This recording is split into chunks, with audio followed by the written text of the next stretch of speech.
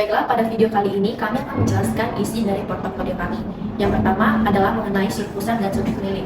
Pertama-tama sebelum itu kita harus mengetahui apa yang dimaksud dengan lingkaran. Nah, lingkaran yang telah tertera di sini adalah bangun datar di mana tempat kedudukan titik-titik yang punya jarak sama dari pusat. Pusat itu adalah ini contohnya O ya. Nah, kemudian kita akan membahas mengenai unsur-unsur dan lingkaran. Pertama yang perlu kita ketahui adalah O.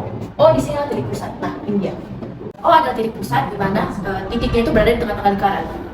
Kemudian unsur selanjutnya yaitu AO, di mana itu adalah jari-jari. Nah, kita bisa lihat di sini AO jari-jari. Jadi yang dimaksud dengan jari-jari adalah titik yang berada di keliling lingkaran ditarik menuju titik pusat lingkaran. Kemudian kita ada AB yaitu diameter. Nah, AB ini adalah 2 kali dari AO yaitu jari-jari. AB sendiri dimaksudkan dengan titik yang berada di keliling lingkaran ditarik menuju titik lain yang berada di keliling lingkaran juga. Kemudian ada AC yaitu tali busur. Ini ya, AC dari sini ke sini tali busur. Nah, apa sih bedanya AC dan AB? Sebenarnya itu kayak hampir mirip, tapi bedanya AC adalah dia tidak melalui titik pusat, sedangkan AB diameter dia melalui titik pusat. Kemudian BOC, ini BOC juring. Yang dimaksud dari juring itu adalah yang di dalam ini. Yang di dalam si BOC-nya. Kemudian kita langsung lagi ke AC yaitu busur. Ini AC garis lengkung ini ya. Ini itu AC. Kemudian itu busur. Kemudian kita masuk ke OD, yaitu apotema. OD ini. OD itu adalah jarak paling dekat antara titik pusat dengan tali busur. Kemudian kita masuk kepada unsur yang terakhir yaitu ADC. Nah, ADC yang dimaksud di sini itu adalah yang luas yang ada di dalam ADC ini sendiri. Jadi yang diarsir ini luasnya itu merupakan pemberet yang dibatasi oleh tali busur dan juga busur.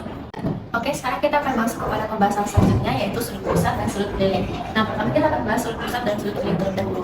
Jadi di sini sudah ada gambar ya lingkaran yang terdiri dari sudut keliling dan sudut pusat. Nah, sudut keliling itu apa sih? Sudut keliling itu adalah sudut yang berada di satu titik di keliling lingkaran yang ditarik menggunakan 2 tali busur. Contohnya ada PQ dan R.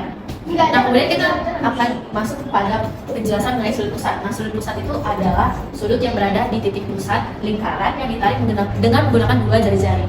Yang pertama ada PO dan RO. Nah, kemudian kita akan masuk kepada pembahasan teorema. Teorema yang pertama itu adalah membahas mengenai hubungan dari sudut keliling dan sudut pusat. Nah, di sini tertera ya bahwa sudut keliling itu adalah setengah dari sudut pusat. Sudut keliling itu setengah dari sudut pusat. Karena memang sudut pusat harus lebih besar daripada sudut keliling. Nah, berarti di sini kita bisa menyimpulkan bahwa sudut pusatnya itu adalah kebalikan dari si sudut keliling. Berarti sudut pusatnya itu adalah 2 kali dari sudut keliling. Nah, kemudian kita akan masuk pada teorema yang kedua, yaitu di mana diameter menghadap pada sudut siku-siku ya. Nah, jadi tadi kan hubungannya nih sudut pusat itu kan 2 kali dari sudut keliling, atau sudut keliling itu setengah dari sudut pusat. Nah, berarti kan di sini kalau misalnya ada diameter, berarti itu artinya 180 derajat kan. Berarti sudutnya itu bakal tidak lurus dan menghasilkan 90 derajat. Kemudian kita masuk ke teorema yang ketiga, yaitu di mana sudut keliling yang berbeda itu menghadap pada busur yang sama. Nah, ini gimana sih maksudnya? Nah, ini tuh maksudnya kita bisa lihat ya di sini tuh ada 3 segitiga yang berbeda. Ada segitiga QPR, QSR, QSR. Nah, ketiganya itu sama-sama menghadap pada busur yang sama. Berarti apa sih kesimpulannya? Kesimpulannya berarti mereka bertiga ini punya nilai yang sama. Nah, tadi kan kita udah di awal tuh teorema yang pertama kan sudut pusat itu 2 kali sudut keliling, sedangkan sudut keliling itu setengah dari sudut pusat. Nah, nih contohnya nih, misalnya sudut pusatnya itu 20, berarti sudut kelilingnya itu 10, berarti sudut si QPR itu 10, QTR itu 10, QSR itu juga 10. Jadi sekarang saya akan menjelaskan tentang apa itu garis sinkron lingkaran. Jadi garis sinkron lingkaran adalah garis yang berada di luar lingkaran, lalu dia menyinggung salah satu titik di sisi lingkaran ini, dan titik itu juga tegak lurus dengan jari-jari. Nah, kemudian garis sinkron lingkaran ini dibagi jadi 2. Ada yang pertama garis sinkron persekutuan luar atau kita sebut GSPL, dan yang kedua garis sinkron persekutuan dalam atau kita sebut GSPD. Yang pertama kita jelasin dulu tentang GSPL. Berikut ini adalah gambar dari GSPL tersebut. A ini merupakan lingkaran besar, B ini lingkaran kecil, lalu M dan N masing-masing adalah titik pusat pada kedua lingkaran tersebut. P ini adalah jarak antara kedua titik pusat lingkaran. Lalu R yang besar ini sebagai tanda jari-jari di lingkaran besar, dan R kecil ini sebagai tanda jari-jari di lingkaran kecil. Kemudian untuk rumus GSPL itu ada akar P kuadrat kurang R besar R kecil. Jadi ini adalah rumus GSPL yang dimana akar P kuadrat kurang R jari-jari besar dikurang R jari-jari kecil pangkat 2. Kemudian kita masuk ke GSPD, garis singgung persekutuan dalam. Ini sama, M dan N itu adalah kedua titik pusatnya, A-nya itu adalah lingkaran besar dan B ini lingkaran kecil. Untuk rumusnya, rumus GSPD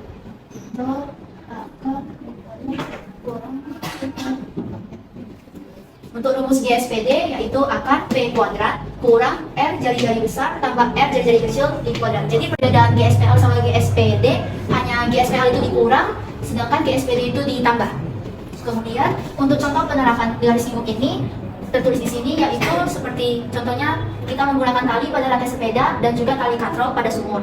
Lalu untuk panjang sabuk lilitan ini contohnya seperti kita menggunakan garis singgung sebagai panduan panjang tali yang akan dililit pada 3 buah batang bambu. Sekarang kita masuk ke soal yang pertama yaitu soal pusat dan subtitik. Di sini ada satu buah lingkaran yang dengan 4 titik dan 2 sudut keliling yang ada dan sudut pusat yang ada pada musuh BD. Nah, dicari itu apa? Kalau tentukan nilai X. Nah, di sini kan ada 2 sudut keliling yang menghadap pada musuh yang sama dengan sudut pusat. Jadi pada teori kami yang akan buat di portofolio, 2 sudut keliling akan bernilai sama ketika kedua buah sudut keliling itu menghadap pada musuh yang sama dengan sudut pusat. Maka kita buat sudut BAD sama dengan sudut BCD.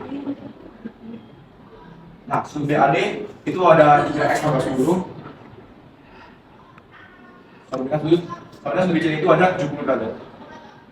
Nah, 3x sama dengan 60 atau 70 plus 10 X sama dengan 60 dibagi 3 sama dengan 20. Dapat nilainya X itu dapat nilai 20. Selanjutnya contoh soal yang bagian B. Sudut besar sudut BAD. Sama kayak tadi nilainya sebenarnya udah dapat ya, sudah bisa kita bilang 70 karena nilainya sama. Cuman kalau kita tadi itu kalau sudut BAD itu sama dengan 3x 60. Karena X sudah dikali 20, berarti 3 dikali 20 ditambah 10. Jika 20 tambah 10 70. Jadi hasilnya itu 70 derajat. Selanjutnya yang ketiga, kalau soal itu besar dari sudut BPD. Sudut BPD. Di soal itu sudut BPD merupakan sudut pusat. Dan BAC kita bilang karena dulu sudut itu kita ambil contohnya sudut BAD. BAD sudut keliling. Seperti teori pertama, kalau soal ini itu sudut pusat sama dengan 2 kali sudut keliling. Nah, sudut pusat itu kan BPD.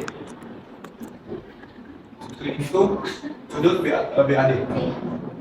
Dan sudut BPD nya kan sudutnya kita tarik. 2 dikali sudut BAD itu kan diketahui di situ ada 70 ya, dikali 70. Jadi sudut BPD sama dengan 2 kali 70 derajat sama dengan 140 derajat. Ini saya akan menjelaskan tentang materi lilitan dari singgung lingkaran tentang contoh soal. Jadi diketahui dua buah kayu berpenopang lingkaran diikat dengan tali yang panjangnya 194 cm. Jika jari-jarinya sama panjang, maka tentukanlah jari-jari dua kayu tersebut. Ini kita akan tuliskan diketahui dulu. Ketahui panjang satunya kan 194 cm ya. Terus di sini ada 2 lilitan. Yang dimana 1 lilitan saja bernilai 2R. Berarti kalau ada 2 berarti 4R. 4R. Nilainya adalah jari-jarinya. Ini adalah R. Oke, kita langsung ke jawabannya.